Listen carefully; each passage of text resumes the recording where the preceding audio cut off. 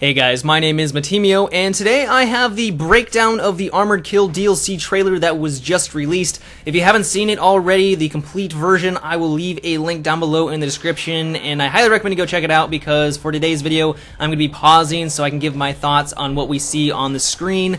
And the first thing we see here is the new artillery launcher that's going to be introduced in the DLC, and there was a lot of speculation as to how you would fire this. Some people thought it was going to be along the lines of the support class, like the mortars, where you would select a target on your minimap and then you would fire your rockets, but that is clearly not the case, and it looks like DICE made it into a giant grenade launcher, which I think is great, because right now, in my opinion, the support mortars are kind of a gimmick. They really don't add a lot to the gameplay, and they're kind of boring to use. So I'm really glad to see that they made the artillery launcher a more engaging vehicle to use. It looks like it's going to require some skill to get used to. You're going to have to get used to the arc and all that kind of stuff, but it's good to see that they didn't go with the whole mini-map selection target system like they did with the mortars.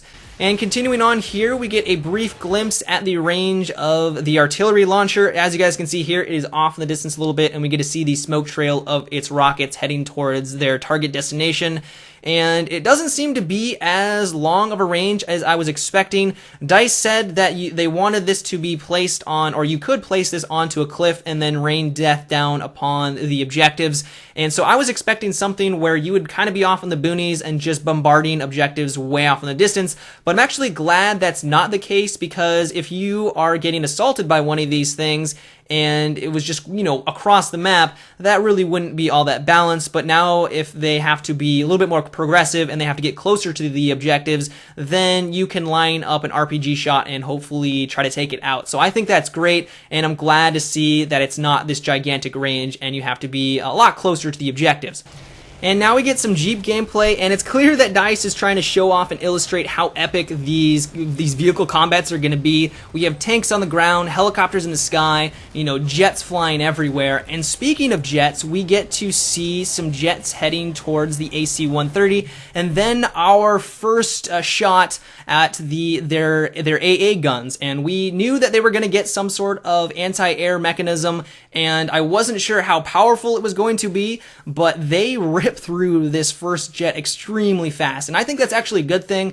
After here in a second, I will show that both of the anti-air, or both of the gunners, were targeting this particular jet. But like I said, I think it's a good thing that they take them out so quickly. The AC-130, the only way you're able to get into it is if your allies capture a certain objective, and that objective is going to be a hot spot on the map, clearly, if this thing is so powerful. And if it was just kind of a paper airplane and it could get taken down extremely quickly, I would be a little disappointed, because it's supposed to be a super powerful weapon or tool at your disposal. So I think it's great that it took out this particular jet pilot very quickly. And then the trailer moves on over into the second pilot's perspective, and we get to see the awesome flares of the AC-130. And then the trailer moves on over into a map that we have never seen before, called Alborz Mountain. And Alborz Mountain clearly is gorgeous. The first time I saw it, my jaw dropped. I was stunned at the amount of detail you can see it from the sky, from this quick snapshot that I have here. I was just blown away at the amount of detail that DICE has put into this map. And another thing is that it doesn't have the blue tint that I thought that they were going to be putting into the game. If you played on Wake Island or Grand Bazaar, you'll know exactly what I'm talking about. It looks crisp and clear, and just what you would think in the mountain range. So I was very impressed by the stunning scenery that we see in this first clip here. And now we move on down to the ground level, where we see even more vehicle combat and some infantry trying to take an objective. And then here in a second, I wanted to point something out that I thought was the most impressive aspect of the trailer.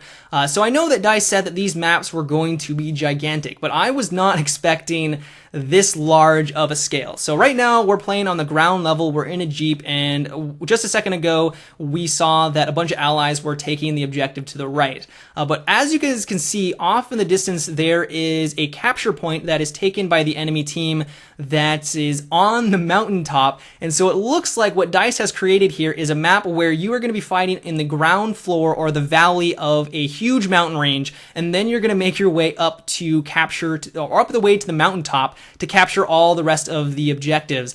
And I thought that was awesome. It reminded me a lot of Damavan Peak, where you would jump off of the, that cliff. But this is on even a larger scale, and there's going to be evidence of this, that you are going to be moving up the mountain later on in the video and for this trailer. There's more snowpacks, and it's just so cool that the scale of these maps are going to be this massive. Also, people are wondering if the ice is going to be dynamic, so that if you run over it on a tank, will it crack and then break, and then the tank will fall into the water and then be destroyed, or will it just be a cool looking landmass? I'm interested to see what DICE has come up with. It would be awesome if that was the case, but I'm not really sure if the Frostbite 2 engine has that capability. If it does, then that would be sweet.